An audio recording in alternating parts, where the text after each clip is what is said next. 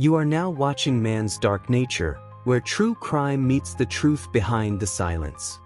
Here, we explore unsolved murders, recently reopened cold cases, and twisted domestic crimes that continue to haunt families and investigators alike.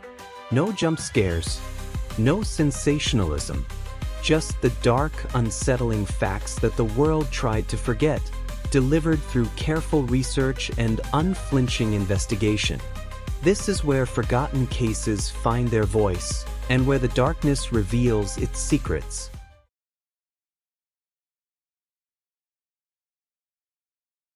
The abandoned warehouse on the outskirts of Cedar Falls sat like a monument to broken dreams.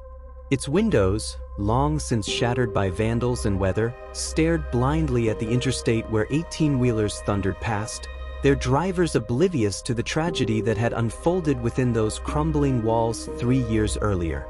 This was where Marcus Chen's life ended, not from a stranger's hand, but from someone he trusted with his deepest secrets, his business plans, and ultimately his life.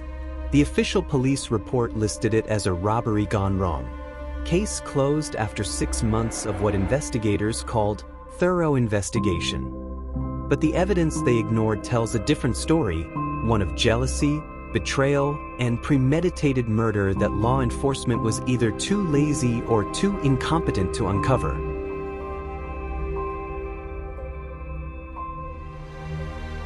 Marcus Chen and Derek Thompson met during their sophomore year at State University, thrown together as reluctant roommates in a cramped dormitory that smelled perpetually of instant ramen and energy drinks. On paper, they couldn't have been more different.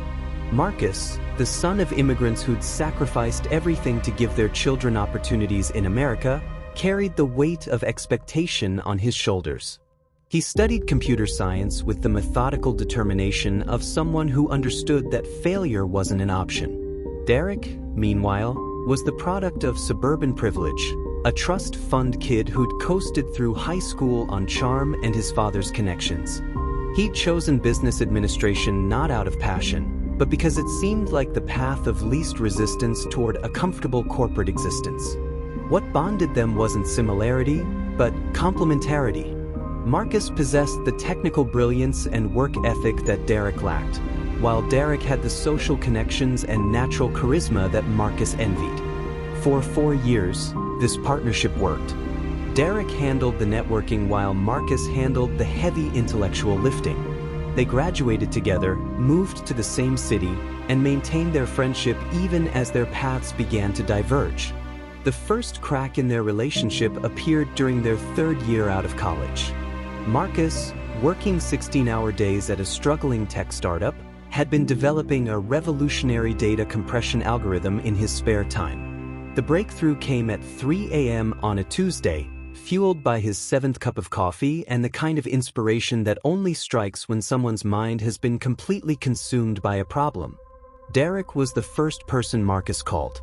"I did it," Marcus whispered into his phone, his voice hoarse with exhaustion and excitement. "The algorithm works." "It's actually working, Derek. This could change everything." Derek's congratulations sounded genuine enough over the phone. He even drove over to Marcus's cramped apartment to see the demonstration, bringing Chinese takeout and beer to celebrate. But phone records later obtained through a Freedom of Information Act request would reveal that Derek made 3 calls that night after leaving Marcus's apartment, to a patent attorney, a venture capitalist he'd met through his father, and a software development firm in Silicon Valley. Marcus, in his excitement, had made a fatal error. He'd shared his discovery with someone he trusted completely, never suspecting that Derek was already calculating how to profit from his friend's genius.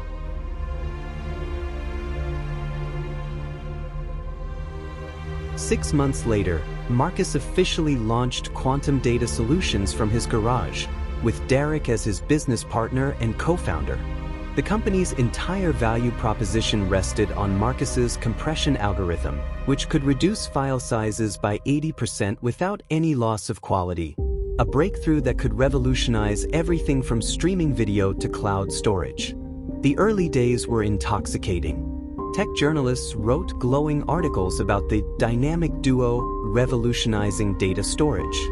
Marcus was featured on magazine covers as one of 30 under 30 tech innovators to watch.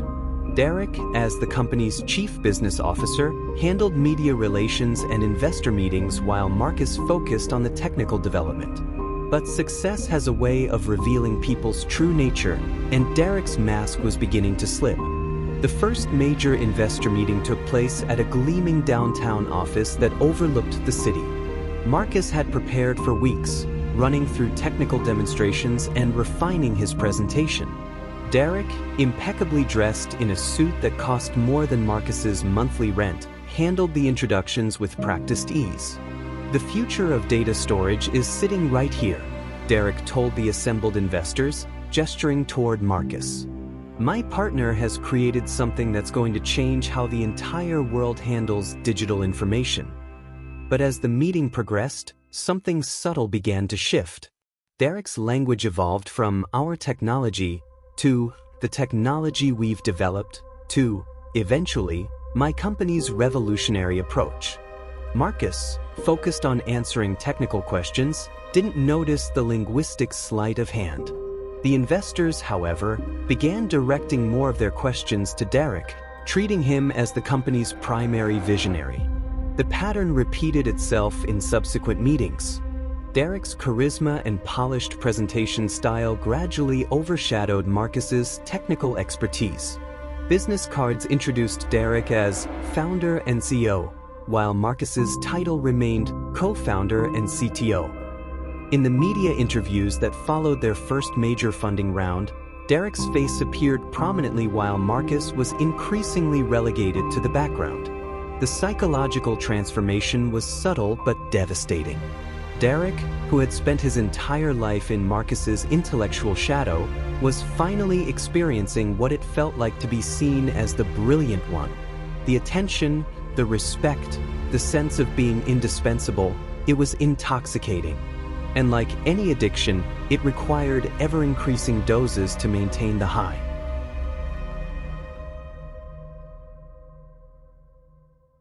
The breaking point came during the company's second year, when Quantum Data Solutions was valued at $50 million and attracting acquisition offers from major tech giants.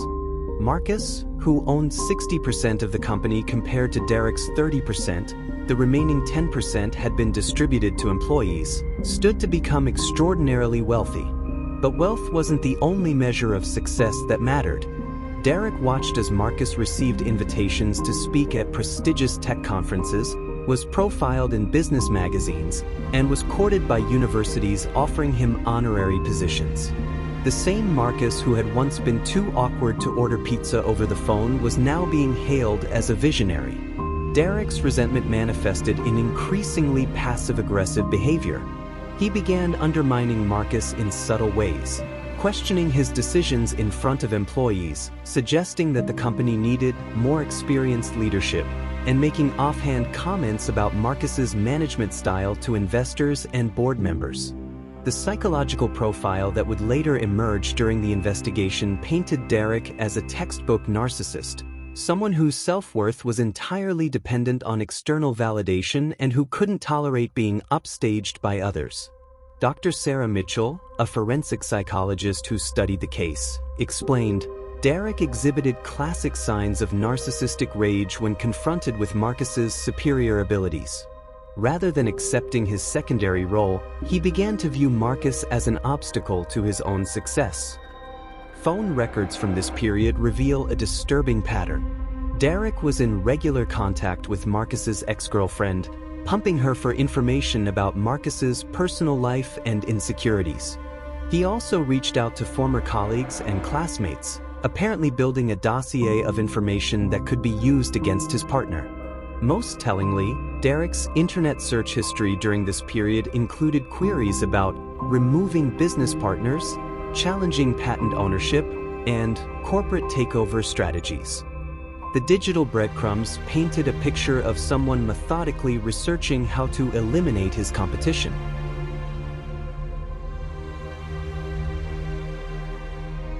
The opportunity Derek had been waiting for arrived in the form of Techno Global's acquisition offer.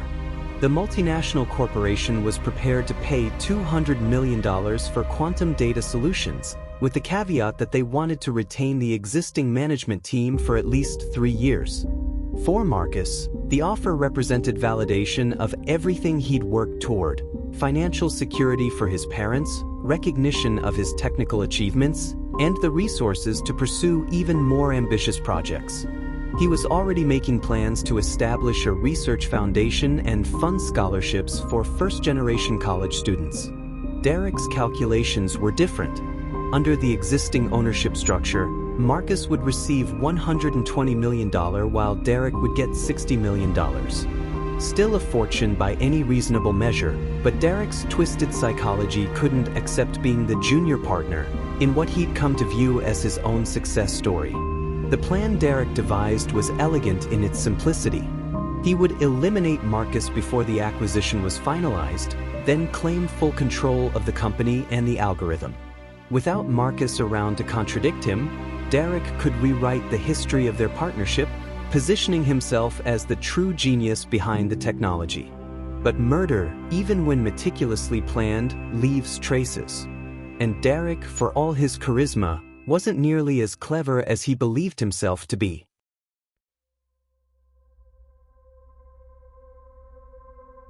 Derek's first step was to isolate Marcus from potential allies. He began spreading rumors about Marcus's mental health, suggesting to employees and investors that the pressure of success was taking its toll. He shared carefully edited excerpts from private conversations, presenting Marcus's normal concerns about the company's future as signs of instability. "Marcus has been acting strange lately," Derek confided to several board members during private dinners.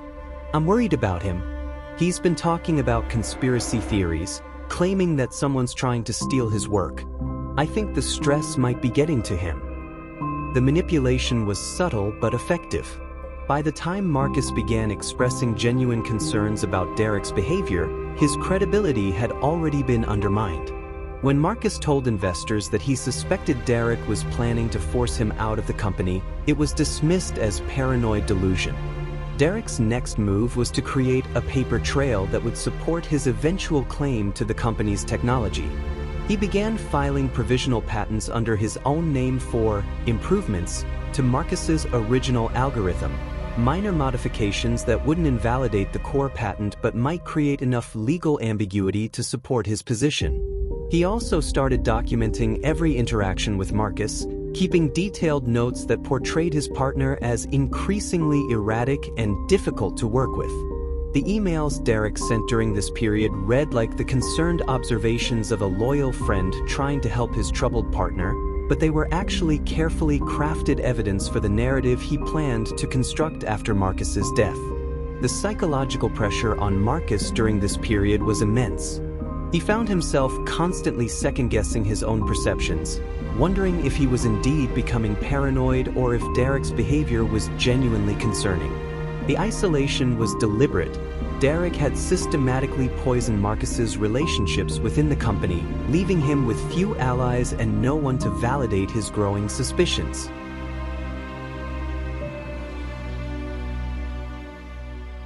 The killing itself was remarkably simple, which is often the case when the perpetrator has intimate knowledge of the victim's habits and psychology. Derek knew that Marcus often worked late at the office, frequently staying until well past midnight when he could focus without interruption. He also knew that Marcus was a creature of habit who always took the same route home and always stopped at the same all-night convenience store for energy drinks. On the night of March 15th, Derek called Marcus around 10 p.m., claiming he'd received an urgent call from a potential investor who wanted to meet immediately at the old warehouse district, a location Derek said the investor had chosen for its privacy and discretion. "I know it's weird," Derek said, his voice conveying exactly the right mixture of excitement and confusion. "But this guy is talking about a $300 million offer. He says he needs to see a demonstration of the technology tonight, or he's walking away from the deal."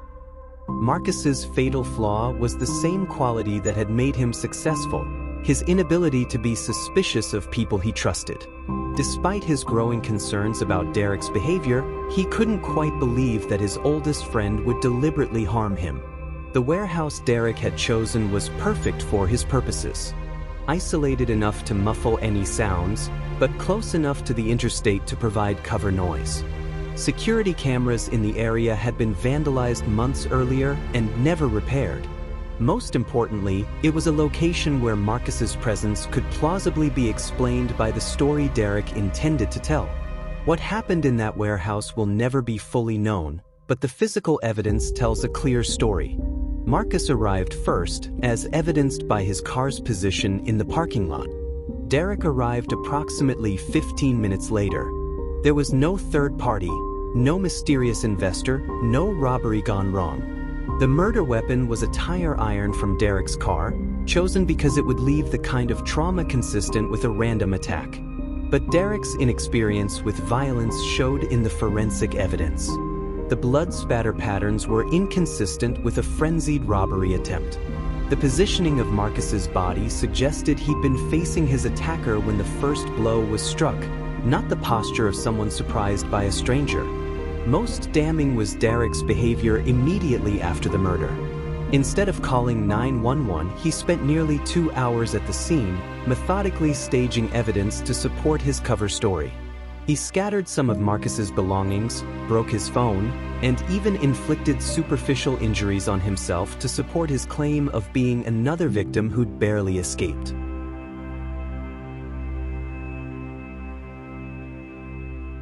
Derek's performance when he finally contacted police was worthy of an Academy Award. Disheveled and apparently traumatized, he claimed that he and Marcus had been lured to the warehouse by someone posing as an investor. According to his story, they'd been attacked by multiple assailants who'd killed Marcus and left Derek for dead. They came out of nowhere, Derek sobbed to the responding officers. Marcus tried to run, but they caught him. I heard him screaming my name, but I couldn't help him. I was barely conscious myself. The initial investigation accepted Derek's account at face value. He was, after all, a respected businessman with no apparent motive for murder. The fake meeting story explained why both men were at the location, and Derek's visible injuries supported his claim of being a fellow victim. But Derek had made several critical errors, and it was these mistakes that would eventually unravel his carefully constructed lie. First, the phone records. Derek claimed the mysterious investor had called him directly, but there was no record of any such call. When pressed, Derek said the caller must have used a disposable phone or some kind of spoofing technology, plausible explanations that couldn't be definitively disproven. Second, the timing. Derek claimed he'd been unconscious for hours after the attack, which explained the delay in calling for help. But his phone's GPS data showed movement during the period when he was supposedly incapacitated, small movements consistent with someone walking around the warehouse, not the stillness of an unconscious body. Third, and most fatally, Derek's knowledge of details that hadn't been released to the public. In his initial statement to police, he mentioned that Marcus's laptop had been stolen, information that was accurate but that Derek shouldn't have known if he'd been unconscious during the attack.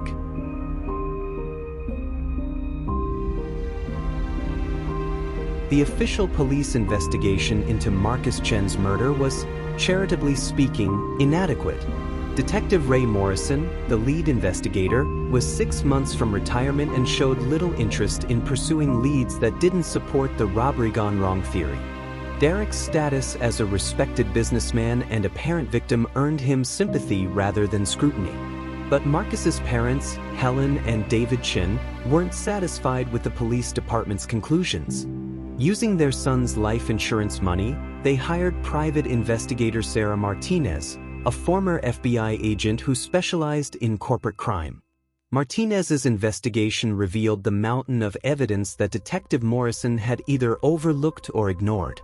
The phone records, the GPS data, the financial motives, the pattern of Derek's behavior in the months leading up to the murder. Piece by piece, she assembled a case that painted Derek not as a fellow victim, but as the killer. The police saw what they expected to see, Martinez later explained. A random robbery in a bad part of town.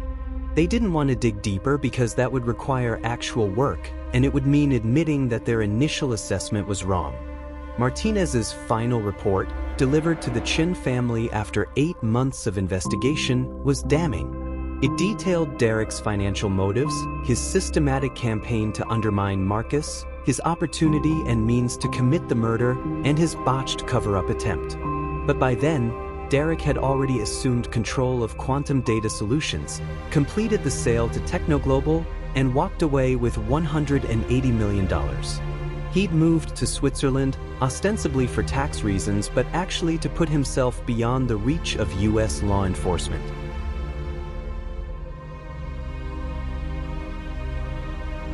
The most infuriating aspect of the Marcus Chin case isn't just that Derek Thompson got away with murder. It's that the evidence of his guilt was hiding in plain sight, waiting for someone competent enough to connect the dots. Consider the digital forensics alone. Marcus's laptop, which Derek claimed was stolen during the robbery, was found in Derek's car 3 days after the murder. Derek's explanation, that he'd grabbed it while fleeing the scene, was accepted without question, despite the fact that it contradicted his earlier statement that he'd been unconscious during the attack. The laptop's browser history revealed that Derek had accessed Marcus's files multiple times in the weeks before the murder, including proprietary technical documents and financial records. When confronted with this evidence, Derek claimed he'd been helping Marcus organize his work, an explanation that the police accepted despite its obvious inconsistencies. Then there was the matter of the investor meeting. Derek claimed he'd arranged the meeting based on a phone call from someone claiming to represent a venture capital firm. But when investigators attempted to verify this story, they found no evidence that any such firm existed. The address Derek provided led to an empty office building. The phone number had been disconnected. Any competent investigation would have recognized these red flags immediately. But Detective Morrison, operating under the assumption that Derek was a victim rather than a suspect, failed to pursue these obvious leads. The forensic evidence was equally damning. The tire iron used to kill Marcus was found in a dumpster 2 blocks from Derek's apartment, wiped clean of fingerprints but containing traces of Derek's DNA inside the handle grip, exactly where someone would expect to find DNA evidence if Derek had worn gloves while using the weapon. The blood evidence told its own story. Derek claimed he'd been injured during the attack, but the blood patterns on his clothing were inconsistent with his account. The spatter suggested that he'd been standing over Marcus when the fatal blows were struck, not lying unconscious nearby. Perhaps most tellingly, Derek's behavior in the weeks following the murder was completely inconsistent with grief or trauma. While publicly playing the role of a mourning friend, his private actions told a different story. He immediately moved to assume full control of Quantum Data Solutions, claiming that Marcus had verbally agreed to such an arrangement before his death. Derek also began a systematic campaign to rewrite the history of their partnership. In interviews with tech journalists, he gradually shifted the narrative from Marcus's brilliant algorithm to our collaborative breakthrough to, eventually, the technology one developed with input from my late partner. The transformation was subtle but unmistakable. Within 6 months of Marcus's death, Derek had positioned himself as the primary genius behind Quantum Data Solutions' success, with Marcus relegated to the role of talented but secondary contributor.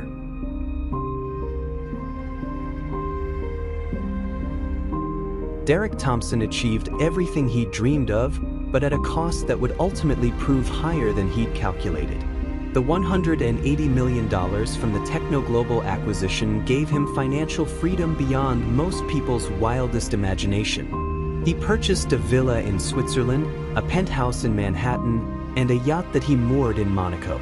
But wealth without legitimacy is a hollow victory. Derek discovered that his new life, built on the foundation of his friend's murder, was a prison of its own making. He couldn't return to the United States without risking arrest. He couldn't form genuine relationships because every interaction was built on lies. Most painfully, he couldn't enjoy his professional success because he knew it was unearned. The algorithm that made Derek rich continued to generate headlines as TechnoGlobal implemented it across their platforms.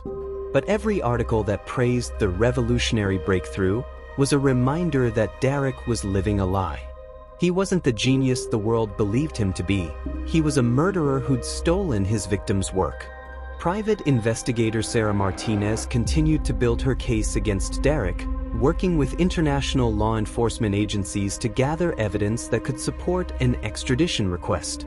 Her efforts were complicated by Derek's wealth and the jurisdictional challenges of pursuing an American citizen living in Switzerland, but she remained determined to see justice served. Derek thinks he's won, Martinez said in a recent interview.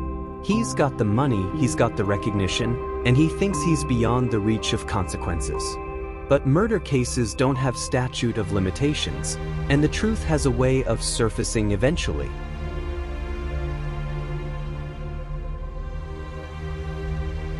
Three years after Marcus Chen's murder, the case remains officially unsolved, but Derek Thompson's carefully constructed new life is beginning to unravel. The Swiss authorities, under pressure from American law enforcement and the Chen family's legal team, have begun their own investigation into Derek's residency status and the source of his wealth. Meanwhile, advances in forensic technology have made it possible to extract additional evidence from the crime scene.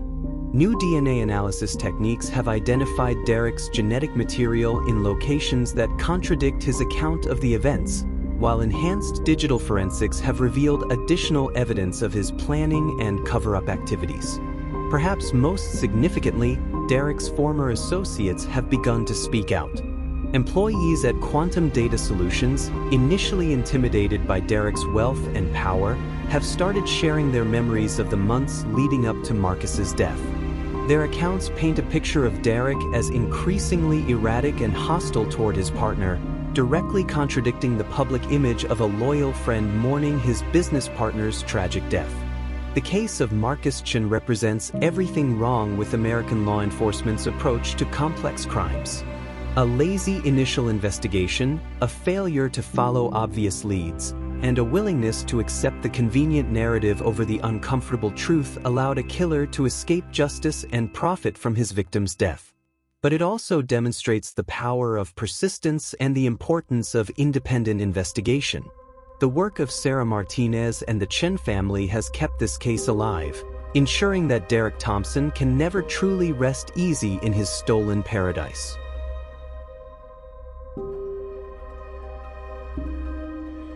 As of this writing, Derek Thompson remains a free man, living in luxury while Marcus Chen's parents continue their fight for justice. The legal system failed Marcus in death just as it had failed to protect him in life. But the investigation continues, and the evidence continues to mount. Derek may have won his short-term objectives: the money, the recognition, the elimination of his rival. But he's also sentenced himself to a life of constant anxiety, unable to enjoy his stolen success because he knows that the truth is always just one breakthrough away from destroying everything he's built. The story of Marcus Chen and Derek Thompson serves as a stark reminder that in America's forgotten cases, the most dangerous criminal is often the one who seems least likely to commit the crime.